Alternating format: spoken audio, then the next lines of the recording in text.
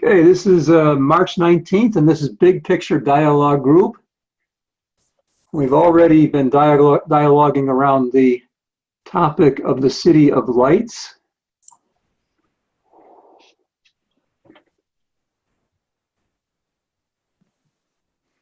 Yeah, and I just wanted to welcome everyone today before we start. I felt really led, as this is the Big Picture Mentoring Group. I was told this morning that it was so important that as we started, I was to honor you all and honor that you'd got this, well, honor you for everything, really. But to point out that we spend a lot of time honoring heaven, and heaven wanted to say that you are an equal part of that. And therefore, it's not the emphasis that we honor heaven and we don't honor each other.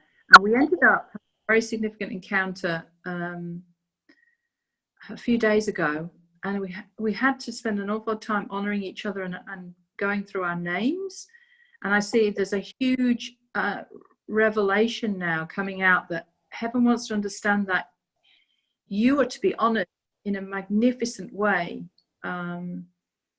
You can be worshipped by angels as you enter heaven. You're the one that's honored just as much as anyone else.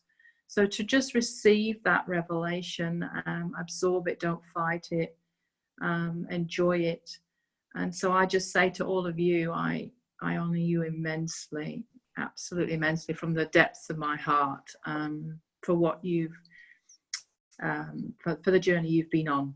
I know how hard the journey can be and what it means, but also for people who are willing to have the final blueprint as their scroll is a magnificent achievement. So let's just join together as we begin the dialogue. Let's just join together. So it's not an academic dialogue. We join together with all of heaven. We invite all of heaven to inspire us, to encourage us, to lead us into a most significant dialogue that's will contribute to all our growth. And we just ask for a huge download today of clarity about how to accelerate each other and where we need to be accelerated. And so we just draw on the river and the tree of life for our source. And we anticipate a wonderful dialogue. And just very quickly, I wasn't going to share anything today, but it was very weird last night. Well, just this morning actually, I had this. I hardly ever get dreams, so when I get them and I can remember them, I take them very significantly. And literally, this was a 1-minute dream just before I woke up this morning. It was so out of the blue. And I asked what it was about, and I got revelation that it was very much linked with the big picture. And it was, we'd found this amazing old house that needed renovating, but it was it was a stunning house. You know what I mean? It hardly needed renovating because you could see the magnificence of it. It was just very slightly down. And it was on top of a hill, and it had the most amazing views. I mean, 360, it was breathtaking. And we were going up to look at this house to buy it. And for some reason, I ended up getting on this like a maglev train to get up there because it was really high up. And this train went at the most warp speed to get up this hill. Absolutely. It was really quite scary. It was so fast. When I got to the top, I was absolutely like, oof. knocked about a bit by the journey. It was just warp speed, and that was it. And what I saw was that it was to prepare us for an intense acceleration, and to and I was thinking, well, the house, I didn't see it as New Earth, because it was well, we weren't creating a new thing. It was going to restore something beautiful that had been lost. And I think it was a lot of the other aspects other than New Earth, like immortality, something that had already been existing but had actually got a bit run down in its understanding. And also probably the whole understanding of what the new wineskin is, and the true living and everlasting. Things that we have to that are magnificent, but we have to slightly rebuild and reframe to the world and call for. So yeah, very very interesting. And also a couple of days ago, Father said to me really clearly, be prepared for things not to look like how you expect them to look like. I can feel inside me certain things saying, no, I want it to be this, I want it to be that, I don't want it to be this, this and this. So I think maybe a challenge to all of us, that it may end up looking, and we may end up doing things that are a bit different from what we thought it was about. And that seems to have been the journey all the way along as well. And it seems to be just the continual submission of what does the final blueprint look like compared to what we thought it was. And also the acceleration, that's what seemed to be significant with the dream, was that willingness to be accelerated even if we didn't want that. Like, I didn't want to go up that hill that quickly. I was not comfortable. And it was, but maybe that's what the journey is now. There could be some immense acceleration in things that are happening, and it's an adjustment of mindset to go with the flow.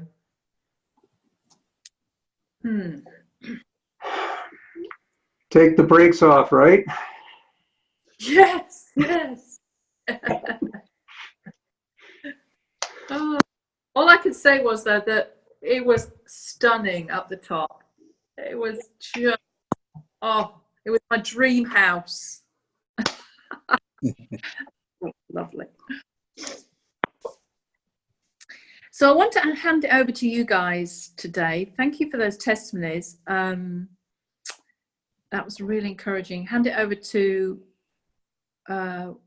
what's the Father showing you, or any questions, where any struggles, anything that you really, really want to dialogue about.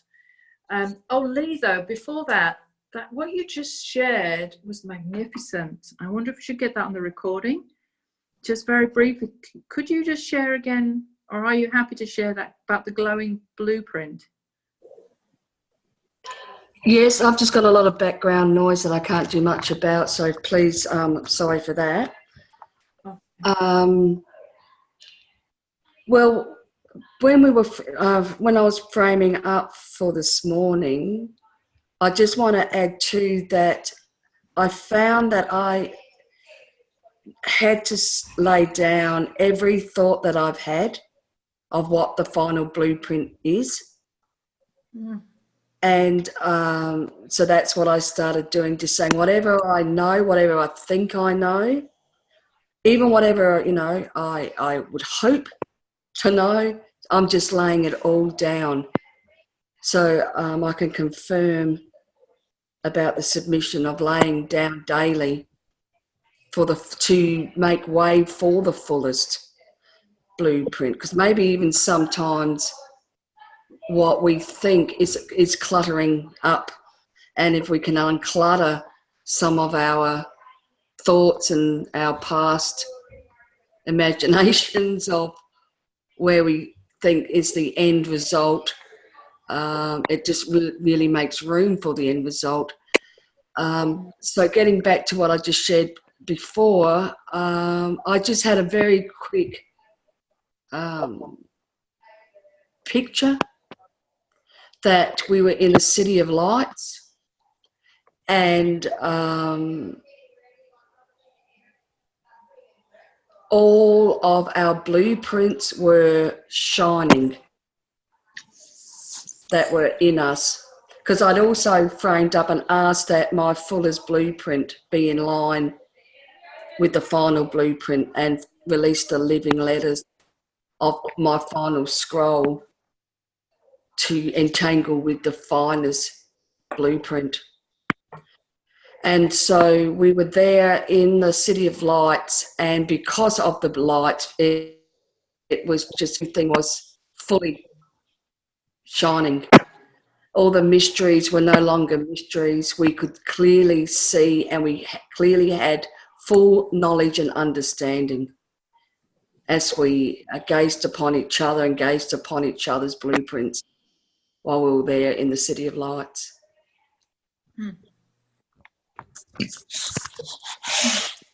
Just so significant, that, and it's almost like what we did last week when we went through each other's names and understood each other's names. It gave us an understanding of the elements of the big picture and the different angles that people come at it from to build. Oh, I just think that's magnificent. I always see that's really worthy of, when we're describing what New Earth is all about, the kind of body we have, that's we include that in the description. Really good. Thank you. Anyone else? Oh no, sorry. No, I was going to, before we share any questions, I just wanted to make sure everyone was comfortable judging in their own courtroom below eternity. If not, we can have a little dialogue about that. Can I share a testimony real quick, Jane, before we start the questions? Oh yeah, okay. I just wanted to share. Well, I guess it's more of a finding, I think, that I think may be connected to my name, and but anyhow, just quickly, I ended up watching a video about embryo transplants and how this couple decided to adopt some embryos that have been in the embryo bank for 15 years. And the story kind of hit me kind of, in an intriguing way. And what came to me was that how there are spirits, if you will, like us, that haven't been fully brought into the world yet. There's some in embryo state, in the embryo banks frozen. And so that took my attention to the overlap of affinity that we've been looking at for these last couple of weeks. And, my heart just went out to those that are waiting for their bodies, whether they're in the embryo state or whether they're in Eden waiting to get their bodies. And then I think that how I saw that connect to my name, love, everlasting love, was how love will leave the 99 to go after the one, to get all. And that's how the love of God is. And two, what stood out to me before, and I shared it with, actually me and Bill had talked about it, just how it stood out to me how Billy Graham, how he didn't live to 100, but he died at the age of 99, which we thought spoke of how, which could speak of how it was God putting an exclamation mark about leaving the 99 and going after that one, which to me at that time, it came to me to represent these that are waiting for their bodies and waiting for us to, we're waiting for us to do what God was calling us to do, to connect these two realms so that they could step into the fullness of the big picture that we're calling now. So anyway, I just wanted to, it was just an interesting perspective that I felt like God was showing me, and it kind of put on my heart a compassion for these people that are waiting for their bodies, and so that they can have full expression and express and outwork what's on their scroll, so that they can be a part of the big scroll that's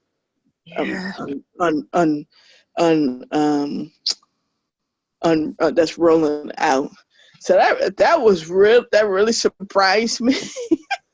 It kind of came to me from. It was kind of side blinding in a good way, and I was like, wow. I mean, it kind of hit me in a deep place. I was like, wow, and it just kind of made all creation is waiting for us more personal. Do you understand what I'm saying? Yeah.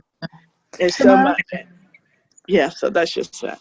Yes. I'm really glad you shared that, Simone, because I'm not sure if I've shared it somewhere, but I have felt this really strongly in the last week, maybe a bit longer, 2 weeks, that we are really at the phase where the sons have to learn how to release bodies back. And I was calling forth the hunger of that it wouldn't be freaky and weird, but there would be a real hunger, and they would see the need for. That's how we get the massive acceleration, and that's how we all unite as one united body.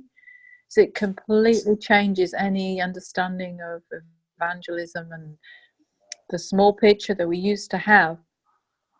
And I'm really excited you've shared that, because it almost feels like Father's just giving you the heart for that. I love this group as well, to dialogue about that topic when you're ready and when you've got that understanding and that hunger to learn that, because I see that it's the significant part of us completing the stages in Revelation, in the book of Revelation, to allow the end picture for all the ecclesia to come into place, the new earth and the new heaven.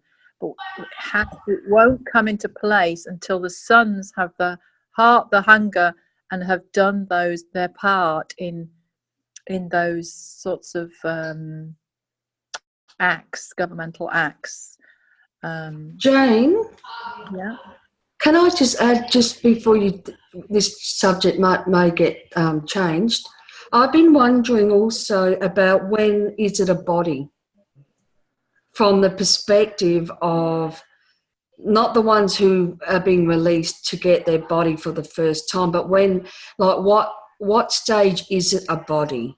Because I'm thinking of miscarriages. Do you know where I'm going? So wondering, just by becoming an embryo, was that enough for them to get a body here, even if they didn't get to fully outlive their scroll? Like, where do they go? Do they go back and then try again? Or was that enough to complete whatever they needed to complete? And then, do I dare say abortions as well, if you know? So I see that's well, there's several types of bodies we're talking about releasing. So there's the thing I was thinking about mainly here was releasing the immortal resurrected body from Eden, for those that had lived and died and then needed the immortal body to all be reunited in New Earth. And then there's the releasing of the immortal body. I do sense, I'm not 100% sure on this, but I do sense we can release an immortal body immediately for those who are spirit beings in eternity, and they go immediately to an immortal body. So I've never really thought about the concept of people actually having real bodies but being aborted, but that's still a body, isn't it? Even if it's aborted, it's still a body. Or a miscarriage, it's a body the moment it's conceived. So it probably doesn't matter what happens to it on the journey, because it's still a body, and then their blueprint then is finished when they return to heaven, and then they fulfill it through that and us with who are alive. And Jen, I think when that white flash of light happens at conception, that's the point at which a body has been. Yeah. And I'm seeing very clearly these days, once we begin resurrecting, that anybody that dies short of their full blueprint right now immediately gets accelerated into full blueprint. Well, that's good. Yeah, That's good too. Yeah, so they're not taken out of the picture, they're actually put into the picture fully when they die. So right now it's win-win. You either choose to not die and move into your full blueprint, or if you've made a covenant with death and you do die, then you instantly win at that point too, and they're all wins for the big picture because we're all involved with the big picture, either one way or the other.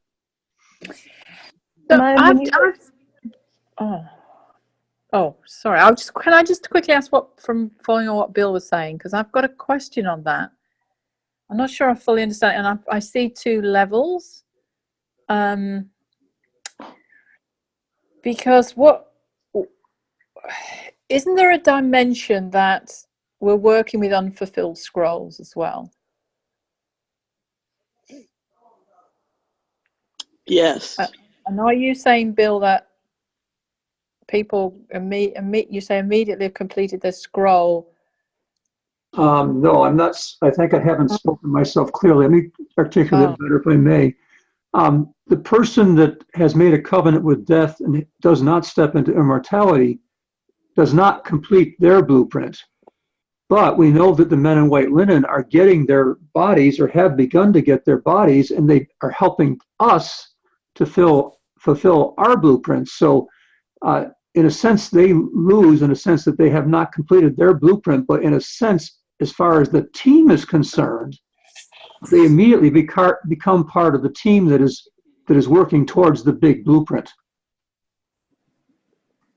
Well, another thought's just come to me, that there's maybe the stages of this, which is linked with the first and second resurrection, that those that have said yes to getting their immortal bodies, say they may have died without a body, then they were in heaven, and then they said yes to getting an immortal body so they could come to New Earth. But then the question, do they have an immortal body at that point? I don't know the answer to that. But if they don't, then they come through us, and then they enter New Earth. Maybe at that point they are completely at the end of their scroll, fulfilled. But there's still a journey for some according to when they make that decision and according to the living people who facilitate that. So there's a mixture of, so we've got a mixture of old earth and new, old heaven and new heaven going on.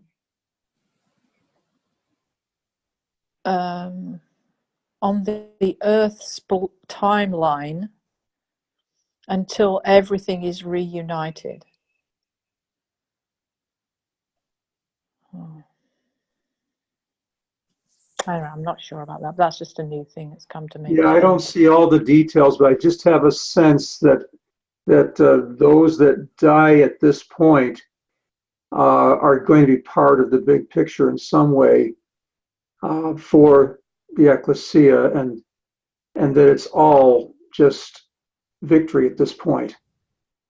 Even when the last enemy did cause them to die, there's very little victory in that at this point for death. Well, there's definitely victory in the sense that anybody who dies sees the full blueprint, I see.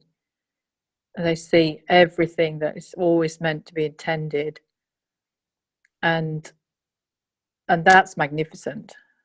And I think that's why they have such a role to play, because they see everything. And so working with us accelerates us to the final blueprint and stops us getting sidetracked into a smaller blueprint. I have a question. My question is, can you clarify the difference between first resurrection and second resurrection? Oh, really good question, Patience. I'm not sure we're quite at that level of clarity yet, because I think we're on this journey of really understanding the two. I don't think I've ever articulated it myself. I like that question. Has anyone? Yeah. Oof. Anyone can say anything? I see the first resurrection as, of course, biblically based, but it is those that are doing the overcoming. And because they're doing the overcoming, they're called to be part of the government. And the government is what's established for the 1,000 years. Now, I see that as a time. I don't really look at it as old earth or new earth. I suspect it's probably a transition time. There's some of new earth and there's some of old earth. But the first resurrection is the first fruits. And there's a teaching that we all hear all the time about the wheat and the tares. Well, we're not tares, obviously. But actually, if you're an overcomer, you're not wheat either, because wheat is not harvested until late in the season. We're barley. Barley is the first harvest. So we're barley overcomers. Father is an agricultural person. He laid out the feasts in an agricultural calendar. So the first harvest during the spring is barley. And barley is very, very simple to harvest, especially compared to wheat. Barley, when they take the first cut to see if it's ripe, it's winnowed. They just shake it, and the grain falls off on the threshing floor. There's no difficulty with it at all. Then it's just gathered. When it comes to wheat, wheat has to be basically beaten. And the tool that's used is called a tribule. It comes from the word tribulation, which is a Latin Roman word. And that's how that's harvested. And it's harvested in the fall. And it's harvested before the grapes. So the first harvest, being the overcomers, are the ones called to be the priests, the overcomers, the people of the inner court, the people closest to the Lord, the ones that have responded to Father. And that's my understanding of it. Also, the ones that have responded to the first call. And So are you Go talking ahead. about living people and what they do right now? living people right now, there are overcomers that are part of the men in white linen that have gone before us. There are, I don't know if they all are, but certainly some of them have been overcomers in their time, from their time. Paul talked about it. Paul talked about running the great race, finishing the race. He wasn't talking about his salvation. He had that locked up. He was talking about finishing it in a great way, to become an overcomer. I don't know. I just keep going back to this passage in Revelation 20 where it says, this is the first resurrection. And it says, then I saw thrones and the people sitting on them had been given the authority to judge. And so these I saw those people sitting on them had been given authority to judge. So these were people in heaven who died. And I saw the souls of those who had been beheaded for their testimony about Jesus. They had not worshipped the beast. They all came to life again, and they reigned with Christ for 1,000 years. This is the first resurrection. Yes, and So then it goes on to talk about those living. The dead in Christ rise first in the first resurrection. And then the living, those are the first resurrection that are living, join them.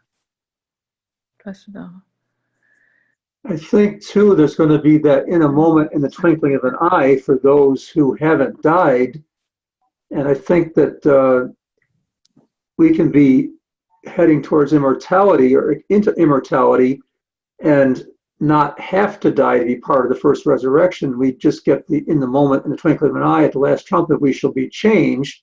That is the first resurrection. You're either dead and raised as part of that first resurrection, or you are living and changed and be part of that first resurrection. And Yes. I don't think that's far away, because we have been raising the dead recently. We've been doing this. We've been giving the dead their bodies. And I think it's all one big package. There's a season of resurrection here Yes. that we entered into. Yeah, that's how I see it. I agree. And I probably would tie it with first fruits and barley, which Thomas is mentioning. I think that may all go very much all together. I wouldn't be surprised if the harvesters of the harvesters are the barley and the harvest is the wheat. Yes, I agree with that too. Since we're talking about a Jewish feast, three major feasts is Passover, Pentecost, and Tabernacle. And those are all fulfilled in Jesus Christ. But if you notice, we're in the time in between the trumpet, Feast of Trumpet, and the Tabernacle. We're actually going right through the Day of Atonement. So the ones who are going to join this first resurrection, who doesn't die, are the ones who's going through the Day of Atonement is being fulfilled in us, in our soul, completely. The memory of anything that is in our body completely be blotted out. So that our body, as the way it's immortal, can actually live into that 1,000 years. It's not for every Christians who are alive who will enter into that 1,000 years. It's rather those who are going to go through not only the Passover, Pentecost, but also the Day of Atonement, in order for us to go through the Tabernacle. Because there are Christians in many different stages. Some have only experienced the Passover. Some have only up to the Pentecost. we might have experienced the Pentecost, but not actually necessarily causing ourselves to go through the complete, our soul becoming just like the soul of Jesus. The difference between us and Jesus is what's in our soul. There was no sin in him.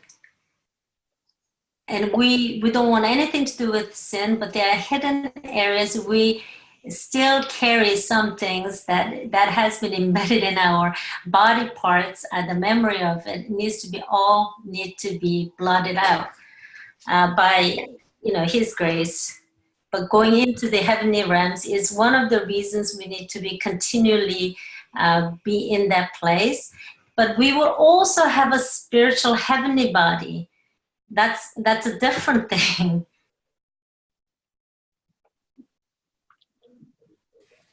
Does it make any sense? We are going to have a physical body which is immortal, or if we die for some reason by accident or something, we will have this resurrected physical body, but we will also have a spiritual heavenly body.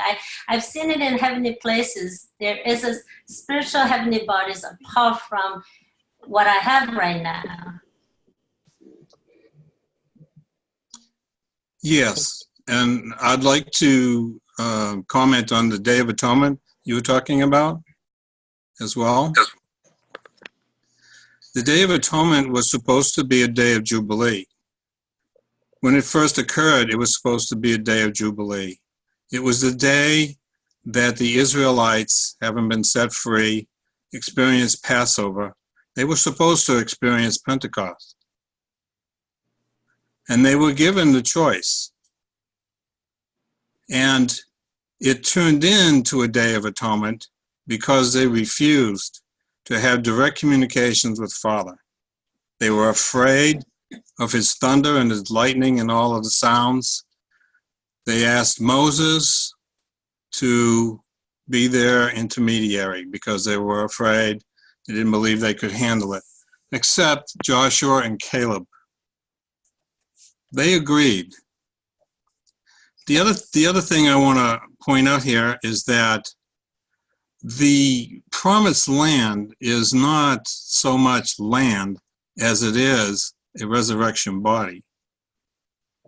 That's the promise. Another thing interesting, like this is just a thought that comes to us, like our body, it's earthly body we're talking about here. Earthly body goes through baptism of water, baptism of like Holy Spirit, and baptism of fire, which is we need to go through right now. And if you notice, earth is going through water, air, and fire. It's like 4 major elements of the, earth environment, right? And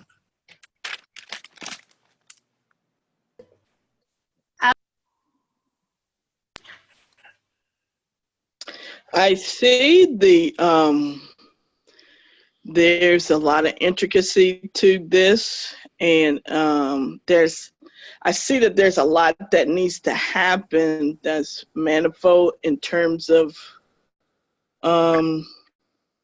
this. And it's not that we don't need to know all the detail about it, but what's standing out to me is the responsibility that we have here, and the need for us to respond to this responsibility. And I'm thinking that heaven will help us to assume the position to make happen what needs to happen. And I'm saying this lightly, but I even think that acceleration that Jane was talking about is a part of that, because again, it's a lot that needs to happen, and I don't know if I see us taking the time to find out every little thing that's going to happen. Not that it's not important, but, and I think we will know the detail of some of it, but I don't know. That's just what I'm seeing. And I think as kings, I just see it as our duty to seek this, just seek out what we need to do in this case. Yeah. Again, because there are people who, and who's not to say they're creatures, and who knows what else planet's waiting on us. Yeah. I'm so glad you said that, Simone, because that's exactly what I felt to say. Because we can get so confused with thinking of all these different scenarios. In the end, we actually don't understand what are we being asked to do right now. And I see the big question is, do we believe that we can release bodies for people who died without their body? I mean, what do we understand about that passage in Revelation 20, verse 4, and saying this is the first resurrection? I think we've all got to come to a conclusion. What does that mean? Do we open ourselves up as gates to release bodies right now, or not? I know Lee and I, we did an encounter, and we were led for this quite strongly, and that's where I got my conviction from, that I didn't even read this passage and then think, oh, I've got to do something. It just came in an encounter, and I saw a mandate, and how this was how we would get a lot of acceleration for the harvest.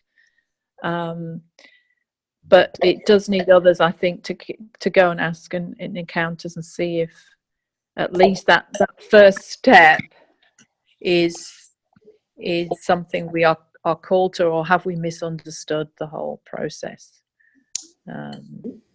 Jane, what I'm seeing is that from this passage, what has been my revelation is that we are already part of the first resurrection, because we have to step in the place that Jesus Christ's death and resurrection was our resurrection. You see, he calls sins that be not as though they were, because they are. So he sees us as part of the first resurrection. He has resurrected us. It's not everybody who is in the group whereby they are already in the first resurrection. It's a personal revelation you have to catch and run with it. Oh, yeah. We've got to clarify, though. Are we talking about individually ourselves, or are we talking about the corporate ecclesia? Because that's the other thing that confuses it. Yes, we can. I think we can say individually we have gone through the first resurrection, but corporately on the Earth's timeline, the question is: has that happened for everybody, or are we working for the corporate timeline? Jane, I think those thrones that are mentioned there in Revelation 20, verse 4, are exactly the same thrones that are mentioned in the passage in Daniel 7, having to do with Ancient of Days, the thrones that were placed out. So your initial leading here to ask us about judging in our own courtroom is right on target, because what we are actually talking about here as everlasting fathers and as ancients of days, we are sitting on those thrones doing the judging that brings resurrection. Yeah, and the thing that's coming after the judgment for resurrection is judgment for judgment. We're judging unto life right now. We are going to do eternal judgment as the next step after this. Yeah, otherwise, if we said everybody's gone through the first resurrection, right now, there's no role for judgment. And it's all a question of where you see the Earth's timeline is on the book of Revelation. And I know some are saying, oh, everybody's right at the end and everything's all done and that's it. But I don't believe that. I think there's these two separate timelines, and that's what brings confusion, because people can see it for themselves, but they can't see how the Earth's timeline is on a different timeline. I personally believe, and I think you said this as well, we're around Revelation 14, 15. I forget where I said, Jane, but it's exactly this place of everlasting, city everlasting is where we are right now. This is it, right at this place. I took the word, if you take Daniel chapter 7 and look through that about the Ancient of Days and judging there, and you take the book of Revelation, you look for the word everlasting, it's only in there once, and that tells us where we are on the timeline. It'll give you the verse as to where we are right now on that timeline corporately. Now, as forerunners, we are ahead of that by quite a bit, but the ecclesia is at a place of entering into the city everlasting. The vanguard of the ecclesia after the forerunners is entering in right now. And we have the job of judging unto life to do that. Welcome. Yeah. Welcome. Yeah. Are we right now is in Revelation 24? We are sitting on a throne to judge them to life for the first resurrection. Is that what we are doing? I think that we as forerunners are in that place. I think that the ecclesia as a whole is entering into the city everlasting. And you'll find, I'll post this out there elsewhere, but the point is that Jane is right on target when she asks us to make sure that we know how to judge in our own courtroom, because that's the beginning foundational experience preparing us to be able to judge for resurrection or life or for eternal judgment. And so apart from the details about where we are, the actual governmental actions that we're being asked to do right now include judging in our own courtroom. And Jane, you're right when you asked that question. Oh, right on. Thank you.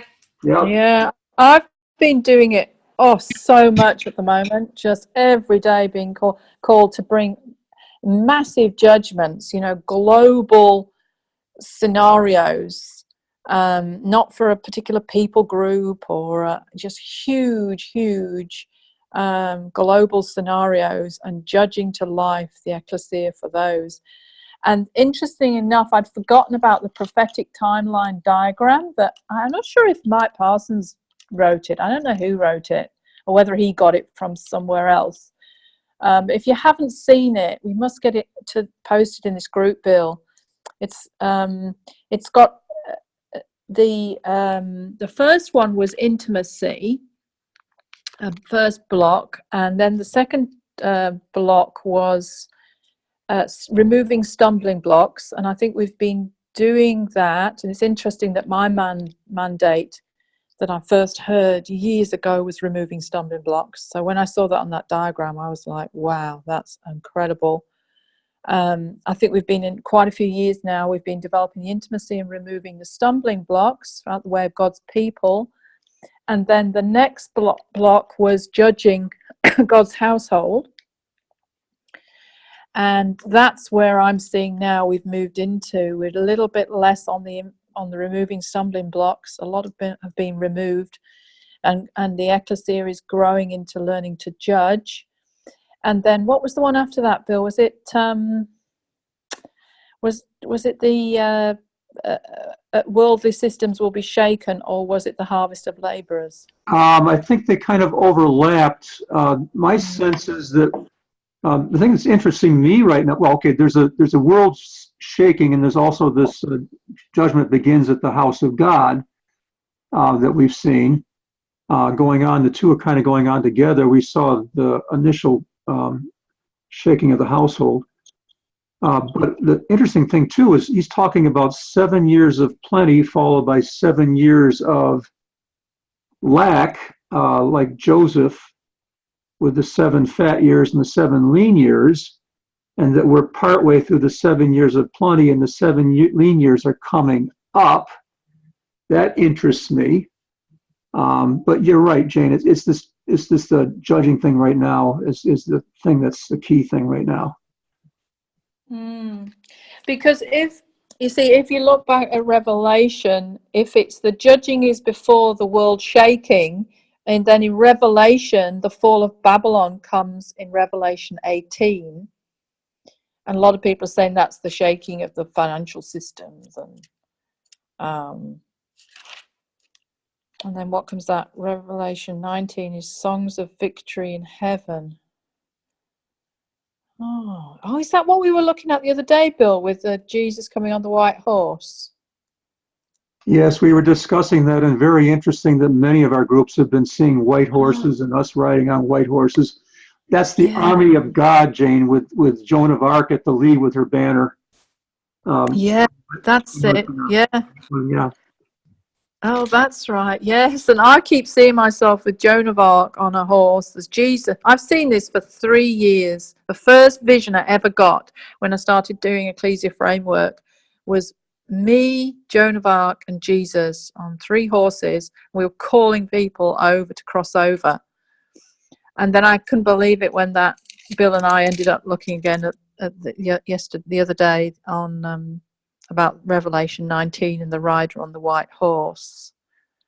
And it says here, its rider was named Faithful and True, and he judges fairly and wages a righteous war.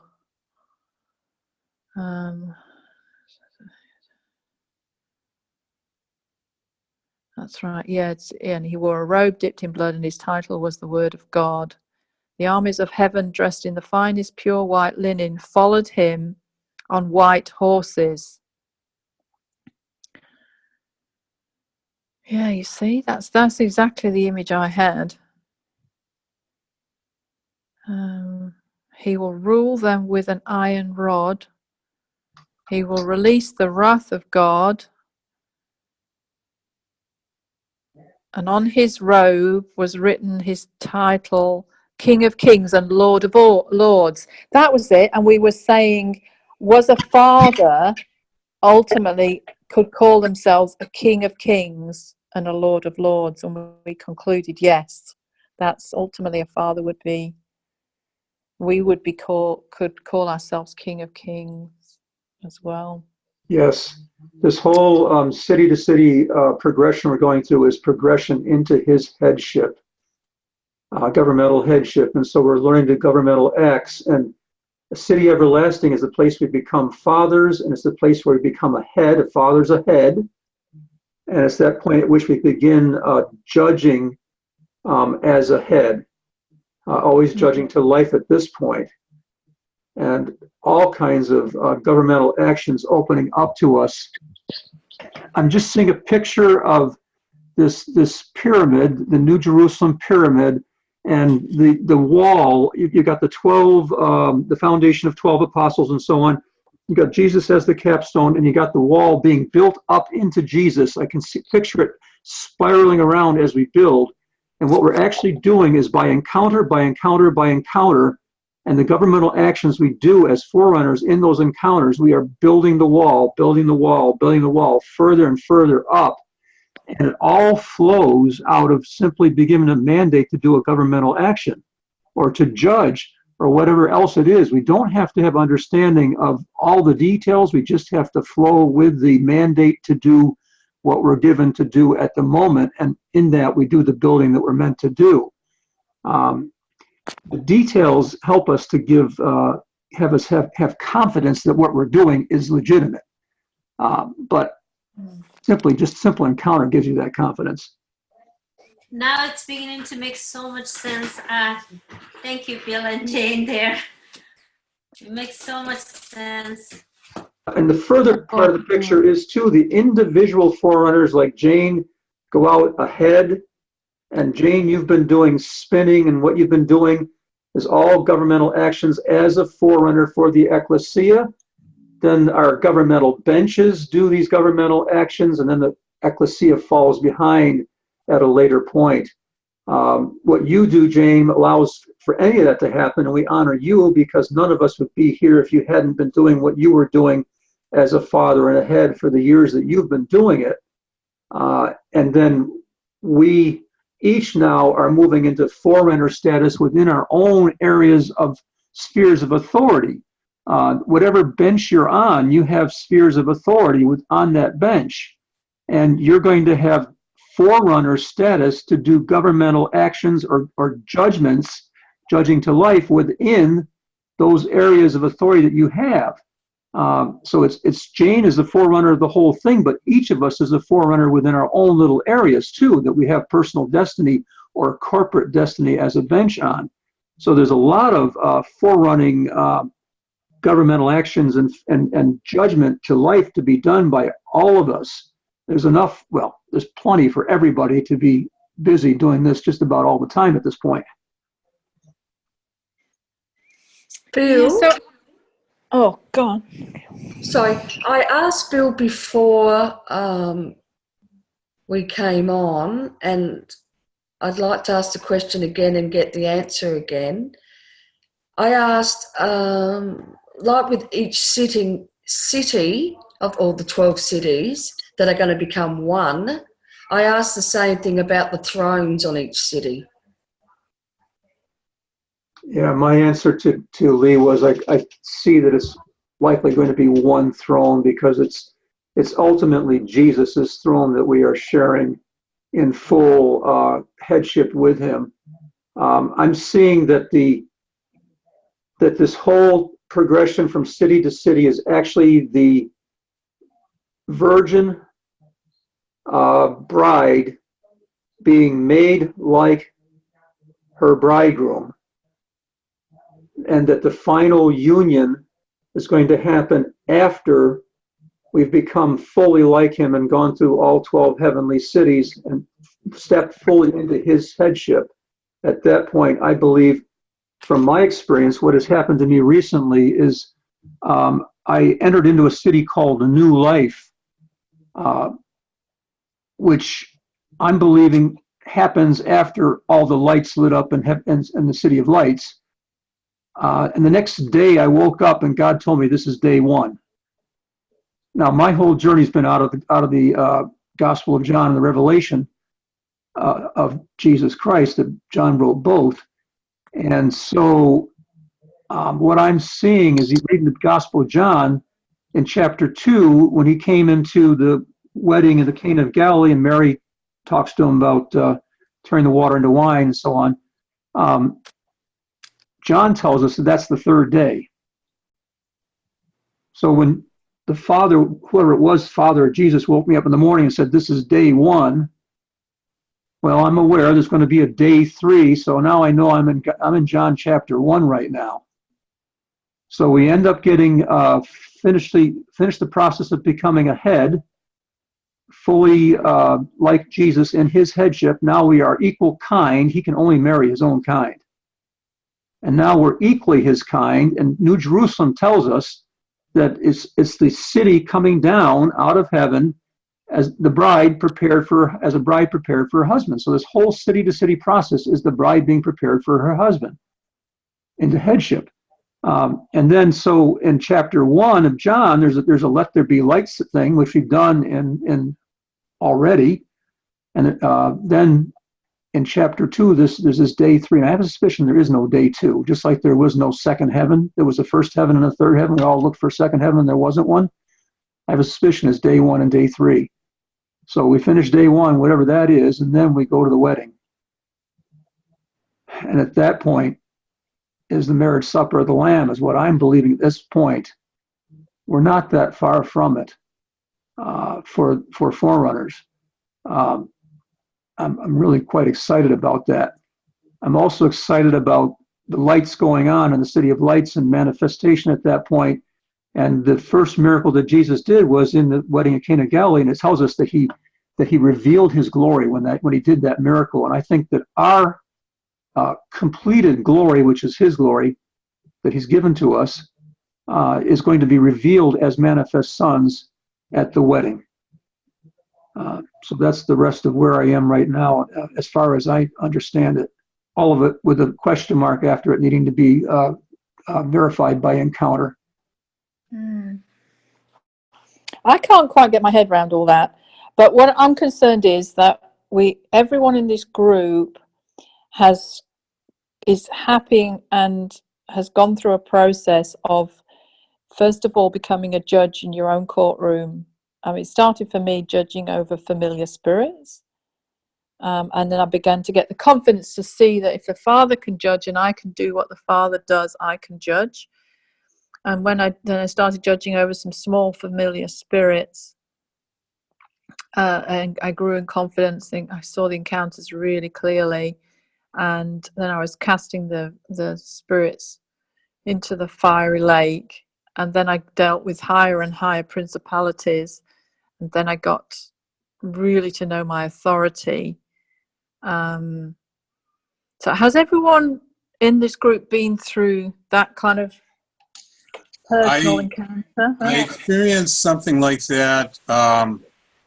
The military tribunal that I am a part of, some things happened in the family and people around us, and that was my experience. I reviewed everything that was going on. I reviewed the material, and as a tribunal does, then I passed a sentence on the situation and bound up and did away with the cause of the problem, which was angelic. And when I was reviewing it with the Lord, it felt like it was one of the earlier experiences I've had with being on a tribunal, because that's fairly recent for me. I didn't know anything about it a couple months ago. And so I felt it was right in line with what I'm supposed to do. Yes.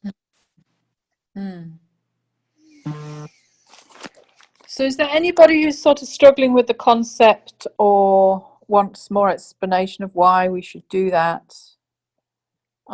Be a judge in our own courtroom? Because if we're all okay with that, that's a good foundation. We can then move forward. To more other Can I ask issues. a question? Judging in our own courtroom, you said it's below eternity. So is that different to the Ancient of Days? Yes, Where I think, we first had this encounter for the Big Picture group, the first time, I don't know if people remember, we were in the Ancient of Days. I don't know if you remember that. And we weren't actually sitting, well, I remember I wasn't sitting on a throne. I was kneeling down over that pool of water that was actually the portal, crying. And then we released fire and jumped through that portal. That was the first time first encounter we did on the Big Picture group. And we were actually at that with the Ancient of Days in that. So we've got to remember again, we've got this individual journey and we've got a group journey that we might do on encounters. So we might end up doing stuff in encounters that represents the mandate of the group, but it might not be where we're at individually. So we have to keep weighing that up and remembering it can get very confusing. But what I see is you start off in judging in your own courtroom, which is below eternity, which is part of the sort of the courts, and it's only when you really begin to operate and reside in eternity personally. Then my journey was that I was then moved into the Ancient of Days and given a coronation personally, never in a group encounter. So I knew then that I had authority to operate in that particular place personally. So now I operate from the Ancient of Days court, but that is only a recent thing. I mean, that is quite advanced to get to that point, because you have to really understand about all the elements of operating in eternity and really growing in your governmental your confidence in your governmental authority. But you could end up doing something as a group in a thing. And what's the difference between those two and the Court of Judges. Yeah, look, I'm not clear what the Court of Judges is. I've been asking that, but I think because there are so few that have actually become full judges that would be in the Court of Judges, that I don't know. I don't even know if I've ever been invited there, if I'm allowed to go there. I don't know. All I know is for me personally, this ties in really with what I've been doing, ties in so much with the scripture of the Ancient of Days in Daniel, that's where I'm at. Because I think those three top courts, the Court of Judges, the Court of Fathers, and the Court of the Lord, we're still not clear where they are. And I think they're probably extremely high courts that most have not reached. And maybe some are saying that they do this, but there can be different levels as well, according to what size of mandate you're dealing with. And that's the other confusion, is that there are some who would say just dealing with a nation. And so there can be all these courts dealing at lower levels. And then there's ones that deal with the whole ecclesia. You have to bear that in mind as well. Jane, In place. I'm also judging in Ancient of Days individually. And to answer Lee's question, the function of it is the same. I'm just pounding my gavel down and passing sentence to life, but the level of authority is different. But the function for me feels just the same as judging in my own court. You're a judge, you're a judge. But also something else. I have a sense that a lot of those courts that you've mentioned by name, Jane, as we've been going up through thrones and exercising kingly authority, I believe we actually are exercising authority at a kingly level as an Ancient of Days that's equal to the authority as a judge, judging as an Ancient of Days, as we would have been if we had gone up quite far up through the court system, which we didn't. We chose to go up to the kingly side, to the thrones. It's equivalent authority, but we're exercising it individually in many cases as an Ancient of Days. That's interesting. Yeah, I'm just asking because the last couple of days, the Ancient of Days has been highlighted to me by the Lord. So, well, if you feel that hunger, that's when this time is you can go and ask about it. Okay. And that's how it happened to me. Was I'd got confidence in the other realms in eternity. And I knew one of the realms then was Ancient of Days, and I was like, what is this about? I really, really want to go there. And I set my heart and my desire. I can't say I was, led into it in an encounter that I didn't want or was unexpected. I just set my heart on it. I was like, I really, really want to understand. And I just went in there and said, okay, what happens here?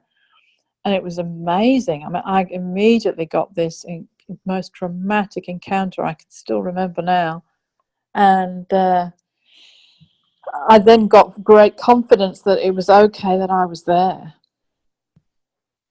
I mean, maybe if you go there and nothing happens, maybe that shows that you're not quite ready for it. It might happen that way. The other thing too, that's the key for me in judging as an Ancient of Days, is that we're judging out of headship. And for me, all I need to do is find a place that I have confidence that I can be united in headship in that place. For example, I can be united in headship with Abraham and then judge to life areas that have to do with things that Father Abraham are in his line. Or, that was the big one for me. Another example was a national one, a United States national one, where I found myself able to find unity of headship with Abraham Lincoln. His name is Abraham. And and he's a father. There's two fathers in American history. There's the father of the nation is George Washington, and there's Abraham Lincoln, the second father of the nation. And so I was able to be in union with him. I actually had Abraham Lincoln on the bench of three with me for this judgment, and George Washington on the other side on the bench of three with me to pass judgment and to bring unity out of headship. So if you can find a place of headship that you have confidence that you have authority to be united in that headship, then you can judge to life from that headship. That's been my experience.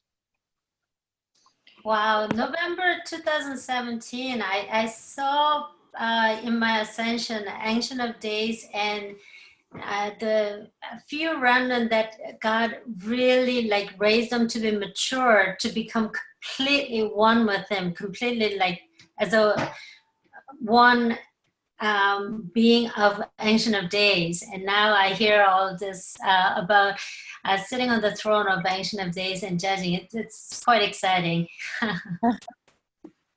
But I think the stage for most to go through, once you're confident judging in your own courtroom, is asking then about residing in eternity and operating, what that process is, and what operating on the bench of 3 or 4, the window, with Father, Son, and Holy Spirit.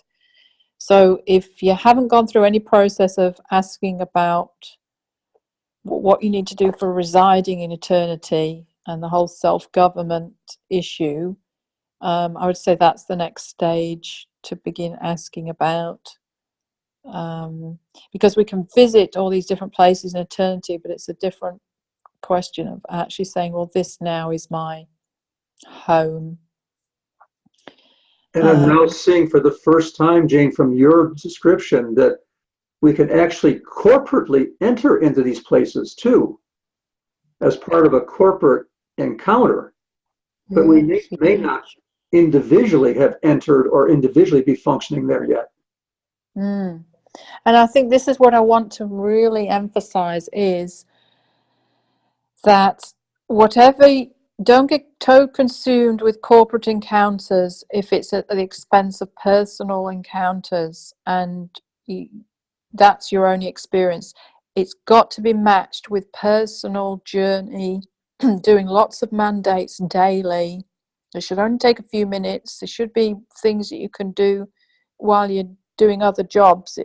That's the kind of way we've got to get to operate, that we govern and rule wherever we are, wherever we're walking around, and you're just hearing a mandate and you're dealing with it quickly. If that's overwhelming, it may be you need to pull back a little bit on the corporate encounters and give yourself space to grow your individual journey, so you get clear where you're operating from. Is it New Jerusalem? Are you descending as the New Jerusalem? Yeah, I mean, it's perfectly okay if you're only at that stage. That's very very advanced, and for many, the transition to going from just normal courts to New Jerusalem is huge, and many can't make that transition. So don't worry about things like Ancient of Days yet. That's really, really down the track.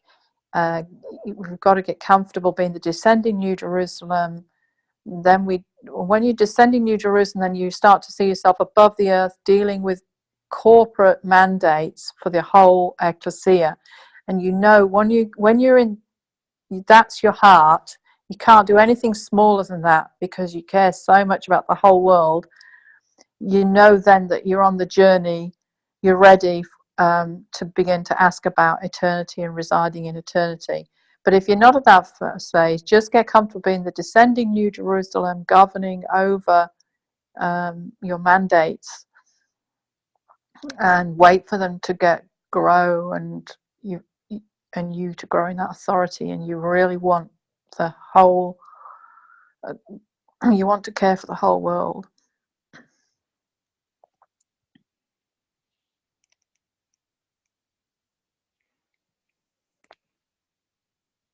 So is that clear for everyone for the journey? Is that clear? For the first time, Jane, I understand the difference between individual journey and corporate journey. Yes, because it's so easily, it's very muddy because we're taking people through quite advanced encounters like what we're doing on the Wednesday Zoom. You know, a lot of you are coping really well with New Earth, but you may not have understood, because we're accelerating at such a pace, you may not have understood the journey, in which case it's hard to father others in that journey. So I find it's always a question of, I was accelerated in corporately in something, and then I had to go back down the mountain personally, and also to father others. I had to understand each of the stages, and in my mind I had to like put them in progression of so I understood the difference between the age of peace and then the age of new beginnings and then the age of Zion. I had to get that really clear in my head so I could help people understand the progression, because sometimes if you do it too quickly and you're suddenly in eternity a lot and you don't understand below that, you can't father somebody into that. And you can see, I'm trying to get hold of somebody who's struggling to grasp and accept New Jerusalem, to say, what is it about New Jerusalem that they can't grasp? But I think in what I sense, no one's ever said it to me, but what I sense is that it's all a question of the timeline. If you can't grasp being out of the timeline, you'll struggle saying, why is there an age of new beginnings? Well, how come I could possibly go into Revelation 21, 22? You know, isn't that in the future? And therefore they want to just go back to the courts just to do what the problems of the world are right now, because that's what they can grasp. But the moment you can get your head around being out of the timeline and the individual and the corporate, it starts to fall into place a bit easier. It was very tricky for me because I had people coming from me from all different angles. Some who were saying that it's all completed, others saying no, others saying, oh, we only deal with the world problems. And I had to get this kind of middle path, which I now feel reasonably clear on. So I just want to make sure that, yeah, everyone's doing an individual journey. Jane, the other thing too is that for me, the absolute best thing that ever happened to me was Tree of Life Group and facilitating it, because I had to go down to the very beginning and facilitate other people into it and fill in all my own gaps and actually make all this stuff that in many cases was theoretical into actual encounter experience for myself. And so one of the best things you can possibly do is facilitate others in their journey at lower levels, because it gets you that full understanding of that level and makes it very real to you.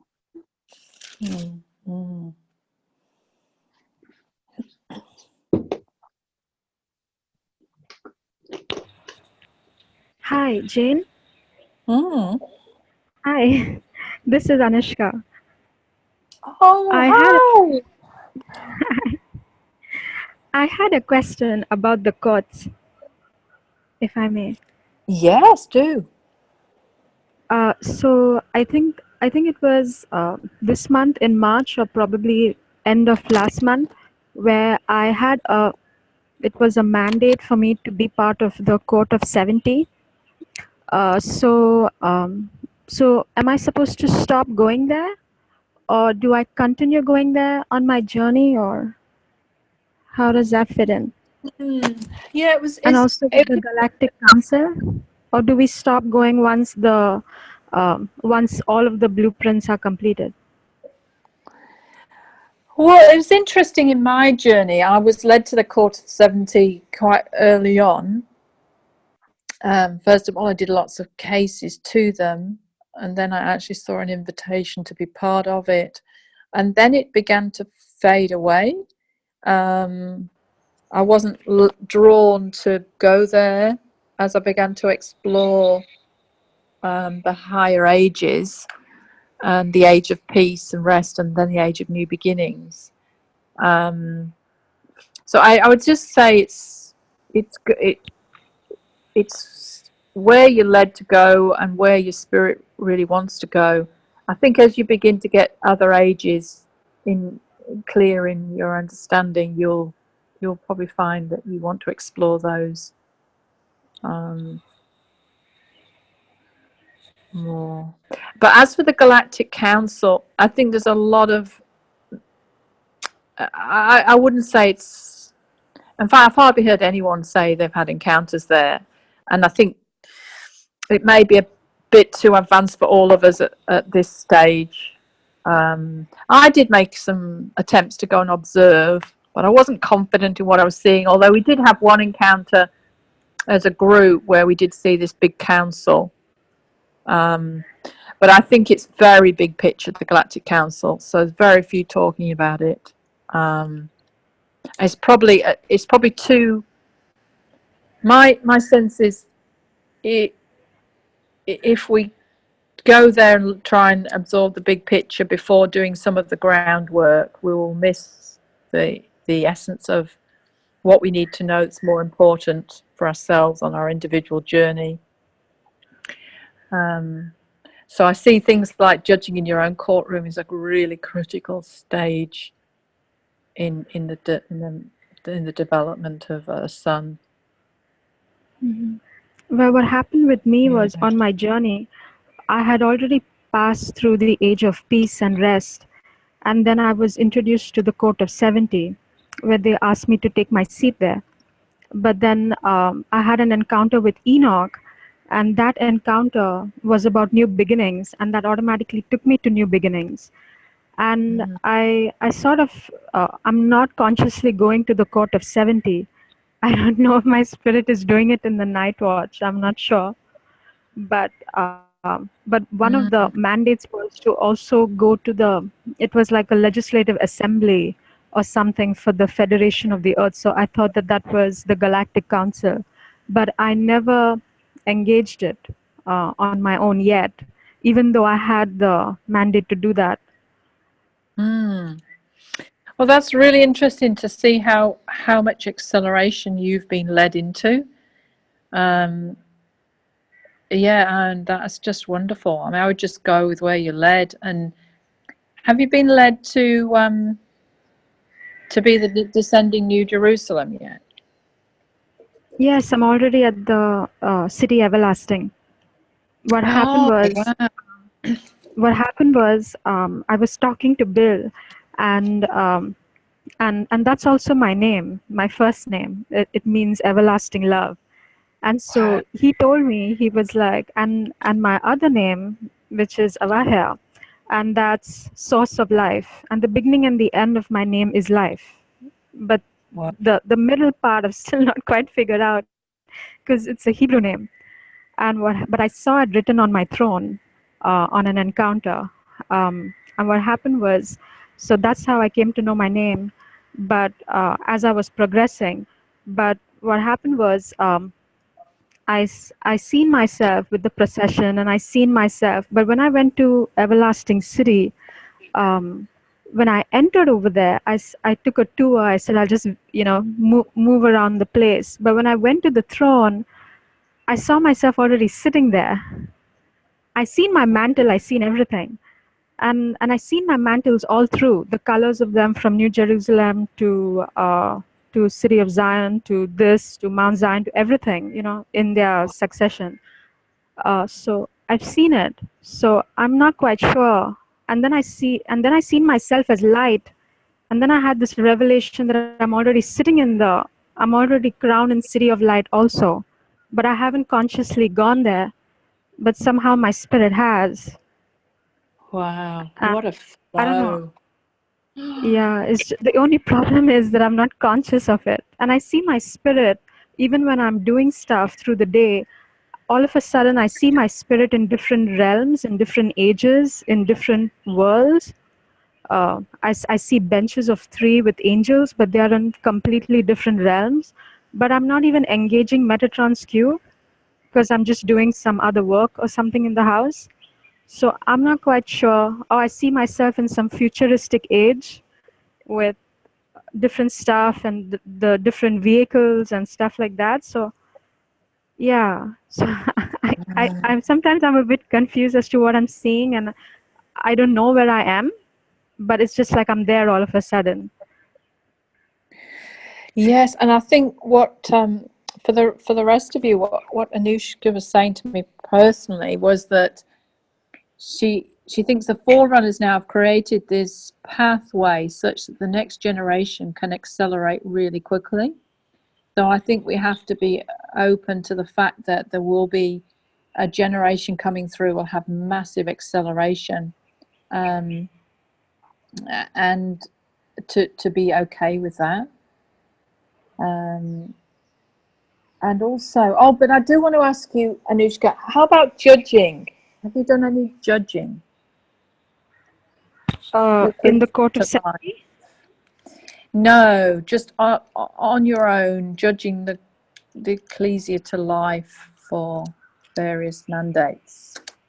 Yes, that started. Actually, what happened was because it all happened really quick, and I didn't really expect an acceleration because I was a lord, and then I came to know my mountains from there's an angel who was sitting there on my seat, on my lord throne, and he told me his name, and then he told me he gave me the names of my mountains, my spheres, my personal spheres. But then just within a few weeks, Jesus came and he told me my kingly mountains. And the kingly mountains were like time, and they had unusual names. And I saw my region, and he showed me a vision, and it was the world. But I saw my spirit take the earth and put it in my heart. The earth was like the size of a coin or like a lime, very small. I saw myself. I didn't consciously do it, but I could see my spirit doing it, putting the earth in my heart. But thereafter, so I hardly even got to rule over my personal mountains. But I had an understanding of how to do it. I knew exactly how to do it.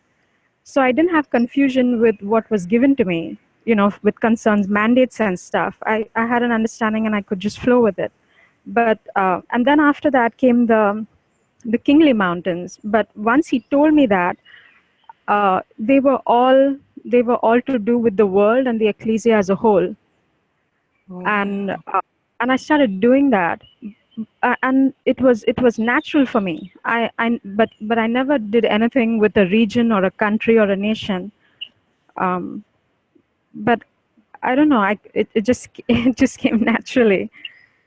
Wow. Wow, that is just an amazing story. But I understood the ages as well, because I could feel a progression in my spirit, and I knew where I was, because I could see it. Somehow it was, even with the familiar spirits and everything else, there came a change. The higher I went, I would not even do anything. I would just be me. I would just rest. And somehow it would flow into my spheres. And all that, whatever struggle I had, it just stopped. And I stopped even going to the mobile court. I just stopped everything. And there was an ease and a rest, and I could feel that power flowing down from me. Even though I wondered where my mountains disappeared. I didn't even know. I was wondering because I was in Mount Zion, and I was wondering where my mountains disappeared to. And then Bill told me they all became one. And then I realized that there was an acceleration. And before I knew it, when he was asking me about my coronations, I came to know from him that I was already a chancellor, because it was happening so fast, and the coronations were happening so fast.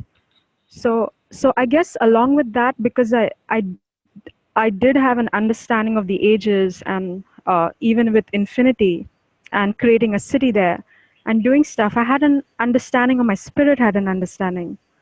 But I wasn't clear about the 12 cities, which were first. So Bill kind of helped me with that. But the strange thing was, it was like I had already been to New Jerusalem before. I'd been to New Jerusalem in 2015 somehow. And I seen that place, and I told people about that place.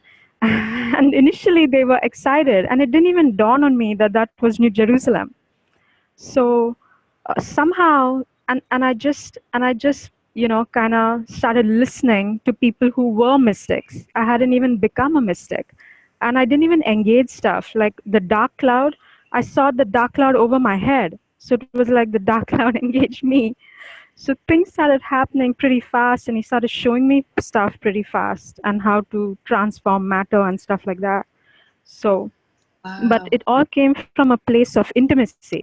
I didn't even want to see the realms, even though I had the chance to do that. I would just go and just want to be with him, and that was all. And it just went on and on and on like that. And then he told me, "This is the Father." I had encounters with the Holy Spirit, with Jesus, and then he told me, and so everything came out of of intimacy. Like I would go to just be with him, and he would take me and show me something, as like a like a reward, you could say. And so what happened was that there came a point where the Father told me to come to step into his heart every day. And when I did that, what started happening was I saw the 8, the infinity symbol, and I began to wonder what that was. I mean, I knew that was covenant. I also knew that was infinity. And I heard Mike saying, "You can walk back." And so that I saw in his heart, because he holds everything in his heart, and all the realms are in his heart. And I seen the light chamber also in his heart. And I used to go there continually because he told me to go in his heart. So I still do it. Go around his heart. And actually what I was doing was encountering different realms in his heart. Wow. Wow, thank you for sharing that. I think that's just such great confirmation to see how someone can be accelerated. It's incredible. I mean, I know most of us sort of say our mountains have merged, but can you define, you mentioned one around time. Can you mention any others that are really in your heart? Well, I got the world. I don't know. I mean, that's what I saw, the entire globe. But that was different when I started going to eternity, and I started sitting on the bench. What happened was they were more bigger in picture. Like he would give me a mandate to release something or to pour something down, which would go to the ages. But later on, I had this experience on that bench where I was no longer conscious of the Godhead per se. I mean, I knew he was there, but before he used to give me a mandate while sitting on the bench and tell me what to do or what to release. And then I saw a higher version, like, because once he said, "What do we release to the universe?" And so he started opening up my understanding. Or I would, I wouldn't know really, because I was still growing, but he would lead me to something, and he would, kind of help me understand some stuff. And then later on, there was a day, and that was just like 2-3 days maybe. When I went on the 3rd, 4th day, it was different. Like normally I hear God in my mind, like thoughts, like when he would speak to me. But that time when I had gone on the 3rd, 4th day, it was different. I wasn't getting thoughts in my head which were not mine. Like he would tell me what to release, but he just stopped doing that. And I felt like we were one. And a thought came to my head, but that was my thought. But it was also his. But it was not like it was coming from outside. And then whatever I thought was what he thought. I'm not quite sure how to explain this. And there was a union that I never experienced before, and that was just awesome. And that's what I want to experience more. Wow. Well, you could be fathering us in a few months' time, so Get ready. Testimony. Beautiful testimony. Yeah, thank you Yes. for that. Thank you for Welcome, sharing. and for all of us, this is a testimony that we can walk through as a door. If you're like me, you've been hearing a testimony and your heart's been saying, I want that, I want that, I want that. And go through that as a door into it. It's available to all of us. And we Yeah. honor Anushka. Mm. When she was talking, I saw all of us, we were all just so joyful. And I've had so much joy flooding in me the whole time she's been speaking. And I saw us around her and we were just clapping and cheering and just so delighted. And it's very funny that one of her names is Everlasting Love, like Simone, and that just made me laugh even more. Double, right? We got Yeah, double. I saw the multiplication, and it's like I was hearing "Get ready." It's multiplication time. Wow. And I have a sense that this is just God showing us this is what we have been asking for. All the multiplication we have been seeing and the releasing we have been doing, this is it, and much more to come. So it's like Paul, Bill was saying, the harvest of the harvesters. Hallelujah. Yeah. Yes, we are in it. This is part of what God is going to do through all that we have been doing. Woo. Very encouraging. Oh. It's a blessing to hear from Anushka. Yes, and welcome. Yes, welcome Thank to the you. Welcome, and we take this opportunity to call forth many more who will come in this acceleration rate. Yes, we call you forth. Come. Yeah. You welcome you. This is what we've been waiting for anyway. Yeah. Thank you, Jesus. Yeah. This is manifestation of the encounter that's coming to me is you remember when we were seeing sons of God being manufactured at a fast rate, and that there's literally a technology. Remember the wheel that was like on a steamboat that was manufacturing the sons of God. You remember that? Anybody remember that? That's what this to me this is a manifestation of that encounter. I remember it, Simone. Yeah, that's awesome.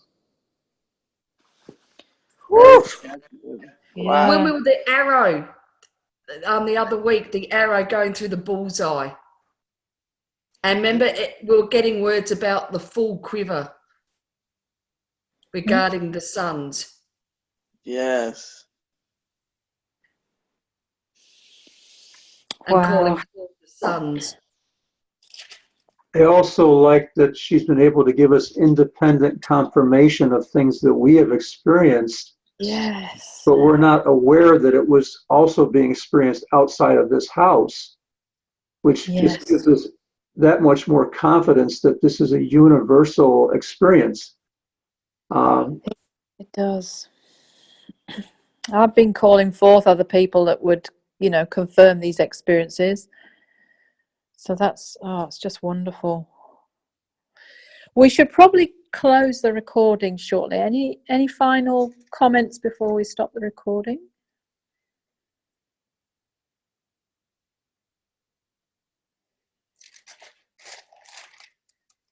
Oh, just one thing I got a bit of revelation the other day talking about judging and why I see the judging is such a critical part of the journey to bring the whole ecclesia into its final destiny. Was the throne, the great white throne in Revelation 20, and where the final judgment happens. And I suddenly got revelation that once we begin to judge on a large scale, major things, our final destiny will be to sit on the great white throne with the Father judging the whole thing. And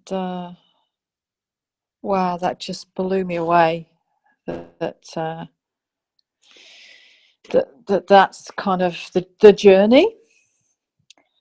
And so I think this is why judging is so important, that we can get our heads around the Father judging to life and not judging vindictively, and that it's a very positive thing, but it is the destiny of the ecclesia is the final judgment.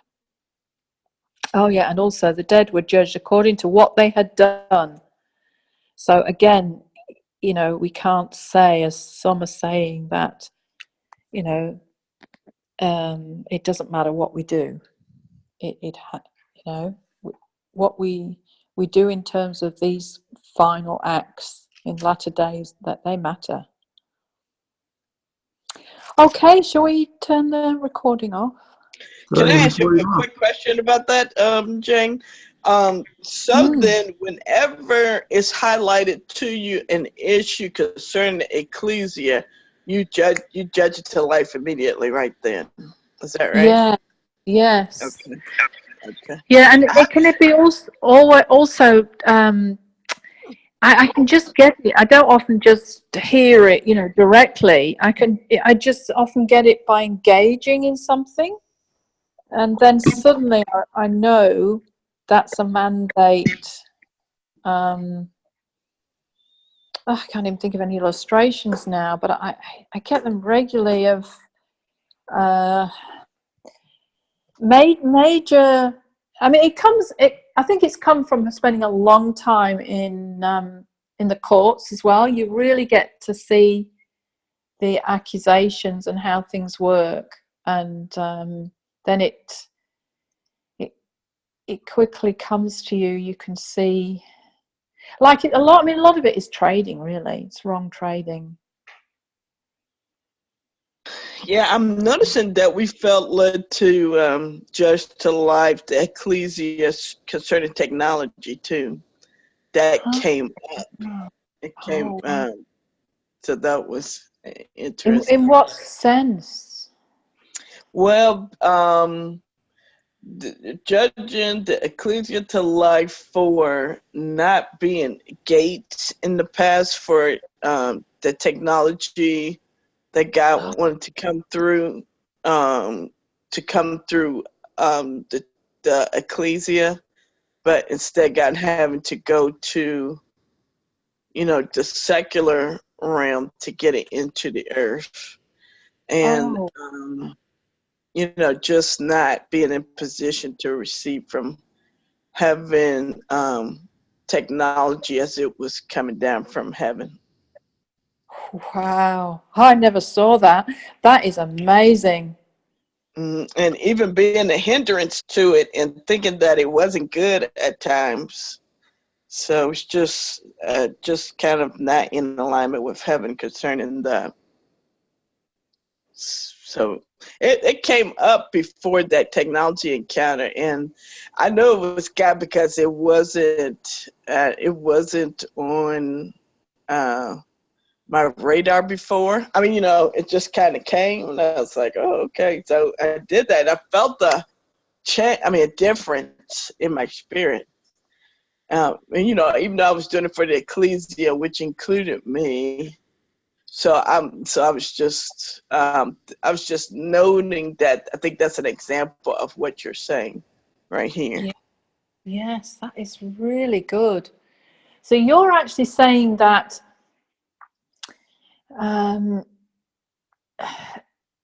if we don't stand as a gate to release spiritual technologies, then physical technologies can come into the earth that may not necessarily have needed to be there if we'd had the spiritual technology. Yeah, and I think it was one of the ladies, I don't remember who, I think it might have been Lee, brought up so that they won't be misused. Because, technology is, just like a just like money or anything, it could be used the right way or it could be used the wrong way. And, you know, it's best if it comes through our hands, so to be, well, not necessarily, I mean, you know, it's best that it comes through our hands so to be used properly like God intended it to be. Well, I'm seeing it even more than that, because this is something I'm just getting some revelation on, is how much, it is the question of how much do we call in forth natural technologies and improvements, but that they may then become trading floors to stop us turning to God and dealing with it spiritually. And I suddenly got this whole revelation around, what am I doing calling forth all these physical health, you know, technologies that might actually lead us to stop craving immortality. Okay. And so what I'm seeing from what you're saying is that you could argue that a lot of physical technologies are really not that good. They could be the second best, even though there's goodness in them. But they may be the second best blueprint because of man's refusal to keep choosing Christ as its sufficiency. And, you know, say, for example, we'd all accepted that telepathy centuries ago was the blueprint. We wouldn't be going down this track of inventing all these technologies now that are going to help us with telepathy that are coming up in the natural. Right. Yeah. Now, that's so good because because I remember Dr. O said that technologies can represent what we should be able to do anyway in the spirit. Yeah. So I agree with what you're saying. Sometimes it can be a second fiddle to what God originally wanted. It's Yeah, sorry. Go on. Yeah, go on. Well, again, this morning when I was outside swinging my granddaughter on the swing, I found myself repenting on behalf of the ecclesia for not being in the right position to actually see the fullest blueprint. So I then called forth that we would be positioned in the correct place to see the final blueprint. And then desiring and to be positioned. I said, Lord, I just lay down everything that I know and think I know. Just the cry of my heart was, position us. I am willing to be positioned to see the fullest blueprint. And because if it's as technology ourselves, if we're releasing through us from the fullest blueprint, then that's the right blueprint. That's the right technology. I don't know if that's too simple or too big a thing to say, you know, that it needs more detail. I don't know. But I just always, you know, say, show me the end. Show me the biggest blueprint. Show me the end and let me work back from that position. So my position, you know, so show me, take me to the position where it's the end. So I can see and then work my way back from that. I mean, that probably works if you've got an incredibly open spirit. It may be for some really hard to do that, and the journey may be a better way of operating. Because what's interesting is that I was just asking then, was there one position? say, was it New Earth or? But I do sense that the whole understanding the whole journey gives that depth. So, for example, like, you know, we wouldn't, if we led someone straight to New Earth and said, don't worry about anything else, would they get the fullest blueprint? I sense not. So I do sense there's a huge value in the journey that gives us assurance as well. But I would certainly say if any have not really sought to engage eternity, infinity as a major areas, to consider that, because you may be seeing a lower blueprint if you haven't. But I'm so encouraged the fact that you're seeing this thing, Simone, around the technology, because it's been troubling me for a while that, you know, what are we doing? Are we calling forth a lot of physical things? I almost feel like when I got this revelation recently, it's going to dramatically change the way I operate, and will be less interest in the physical things and more in the spiritual way of doing it, which can be tough because we all want some physical things to manifest, you know, something that we can see and touch, but it always causes less sufficiency on Christ. It always does. I mean, look what Moses and Abraham could do without hardly any, you know, sophisticated technology, just relationship, and what they could see and they could hear, and they, you know, the destiny they could fulfill was just amazing. And we can have the same, or we could have that temptation of something being there that makes it easier for us. So say, for example, they invented a telepathy device. We'd be so tempted to use that instead of learning how to hear from God. Yeah, I agree, Jane. And I think to do so would be eating from, it would be eating from coming from the old wineskin. Because I think that was an issue with the old wineskin. They were so caught up with manifestations that God wasn't the focus a lot of the time. And it reminds me, I think I told you all before, you know, I just had an opportunity to talk to Ian Clayton a little bit ago, and he told us he specifically shut signs and wonders down in his meeting because he does not want that to be the focus. He said he can make a lot happen, but that would not serve the body. It wouldn't serve the ecclesia, and he didn't want people to come to a show. He said the focus, you know, ought to be God, and God ought to be the center. And so I just went. It just came to me when you were saying that, and he said something in confirmation to that.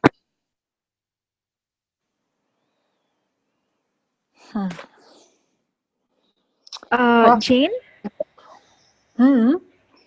I was wondering if I could ask a question, not on technology, but on telepathy.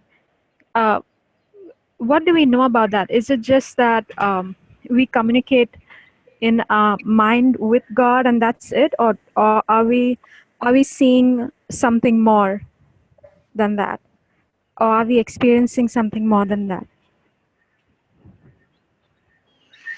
Anybody feel led to answer that?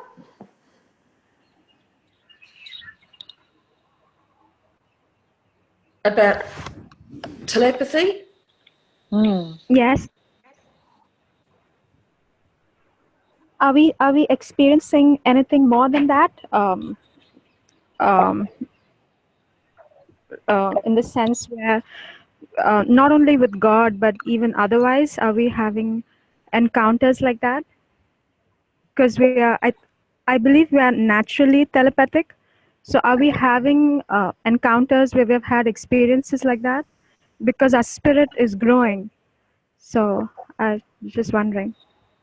And the reason I was, or rather I'll share my experiences with you all. What happened was, and this started also happening about 2 years ago, where I would somehow pick up someone's thought, and the person, it happened on one instance where I just picked up someone's thought in my church, and I didn't pay attention, and I just answered what that person I thought said, but the person didn't say anything, and the person was just shocked and looking at me, and the person said, I didn't say anything. And I was like, oh, I thought you said, so the person said to me, that's what I thought, but that's not what I said. I was like, I was so stunned at that moment, and that was the first time I realized it happened. And I wasn't even paying attention, to see the person actually talking. And I just started answering what the person was thinking. And then it happened again, and then it happened again, and then it happened when I was at the airport.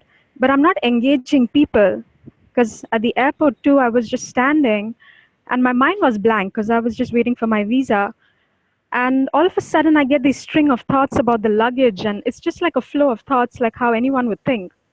And then I'm like, that's not me. And then I turn around and I see this man, he's standing there. I didn't even, I didn't even know he was standing there. And I look and I see he was waiting for his luggage. And I didn't even know anyone was standing because I was just lost in my own world. And I just realized he was there because I could read his mind. And I told myself, stop it. Why am I doing this? And I couldn't understand it. But I wasn't engaging them. And then it happened again somewhere else. And I guess that person freaked out. And then later that person called me again just to ask me, how did you know what I was thinking? Because it really makes them uncomfortable and it freaks them out. But I'm not like really doing it,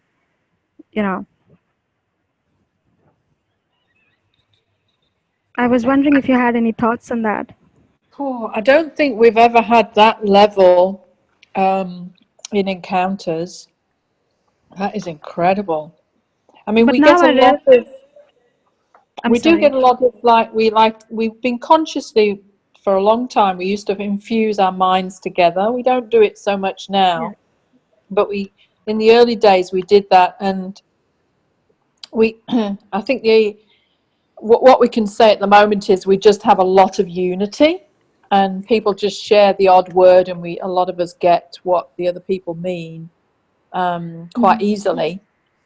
So in that sense, we are picking up on each other's brain waves quite well. But I don't think we've ever experienced that kind of thing you described.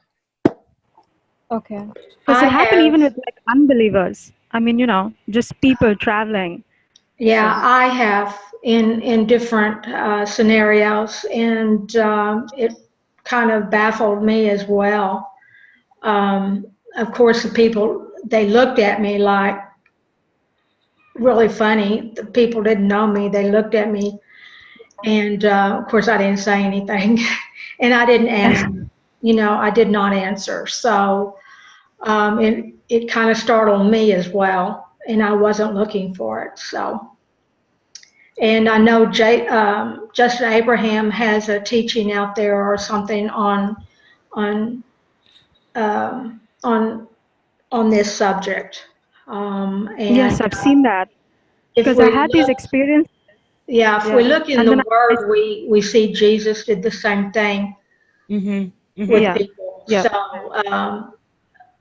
yeah, to me, that looks, I also do it out of love, and people are thinking thoughts that are not godly. What I thought, well, I'll just pray life, judge them, pray life over them.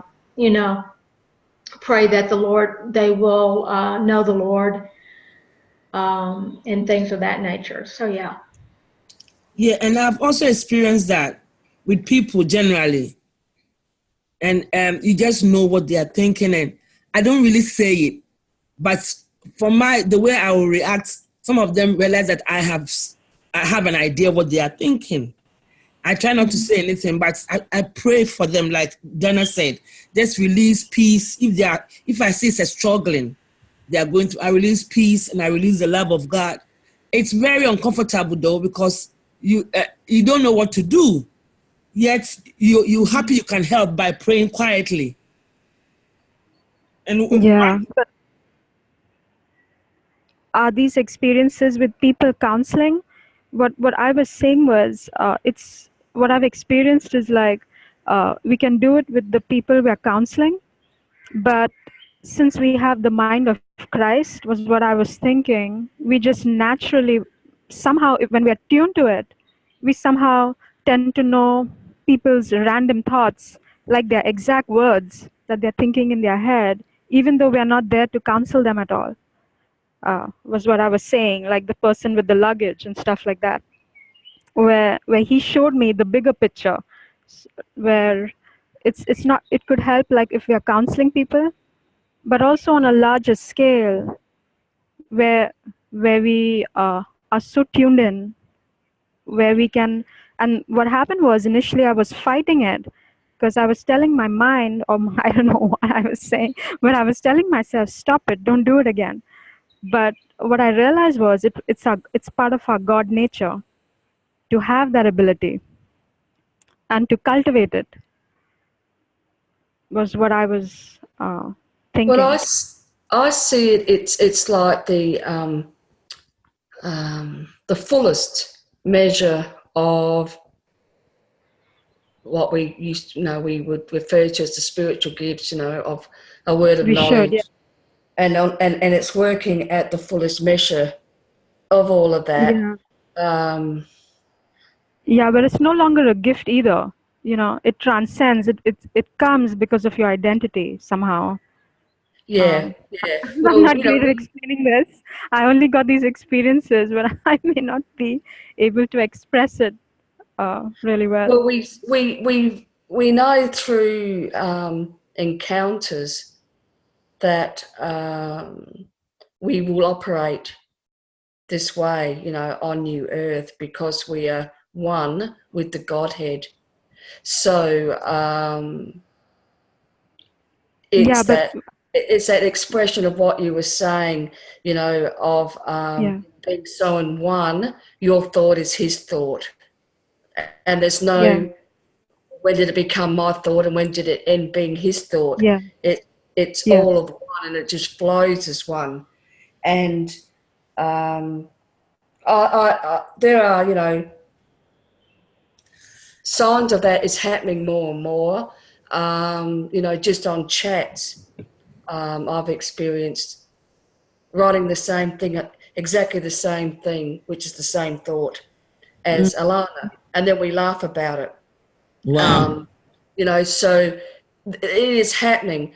When I had my encounter with the Lord years ago, and he stepped into this physical realm, that's when I first knew there was this, that it existed, that was a way of communicating with God, because no verbal words were spoken with the Lord and myself in that encounter. It was just instant, and it was all done like thought, like the intention of your heart. That's why Jesus could look in a person's heart and know the intentions of their heart. And it was just done in that way. It was just the thoughts were there in my mind, like, I mean, it was my thought, who are you? Mm-hmm. And straight away the next thought was, and it was still my thought, it was your and that's how the conversation went, when he stepped in this natural realm. So I always knew that the fullness of the word, a word of knowledge and the word of wisdom, etc., that was the fullest measure of being able to communicate with the Godhead in that way. And, I said it to the girls the other day, when I was driving down here, I was thinking about that and about communicating at the highest level with God. And I said, I see that I could just picture, Simone in my head, And I just know that as I have a thought, she will hear that thought instantly. You know, like it'll just be such an instant flow no matter where we all are. We'll be communicating that way. What I was saying was maybe we can pursue it because maybe we don't need to go to New Earth to see the full manifestation of it. Maybe we can see the full manifestation of it here as we pursue it.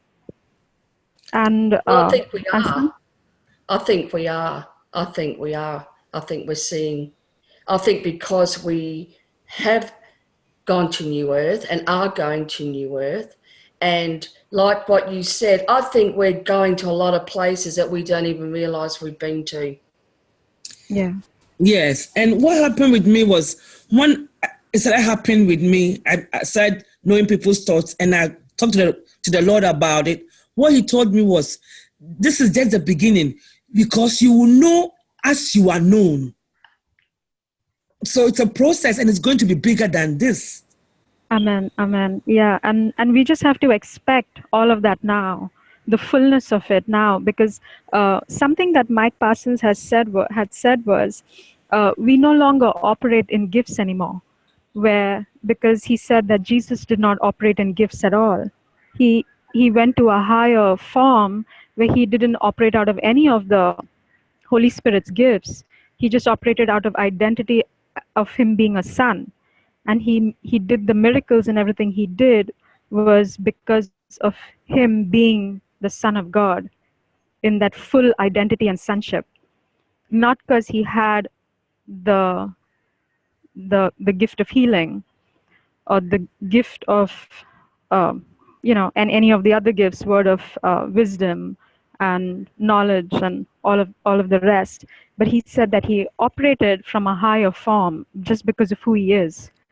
And I think that we are also coming to that where we don't need to function. At a lower level, we do function with gifts, and then we don't need to function out of gifts anymore. We just function out of who we are as a son. Absolutely. And I believe the key is, like what you said, it's being one with the Godhead. It's being one with the heart of God. Yeah. And everything grounded on love. Yeah. Because judgment is the greatest love that the Father could give us. Is to being able to judge, because it releases restoration, it releases holiness. It is our ultimate judging to life and freedom. Yeah.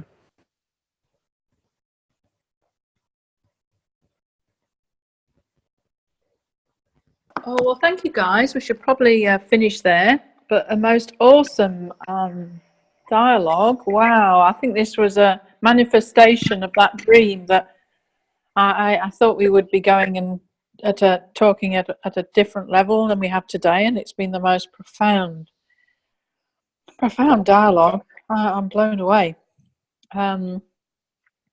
So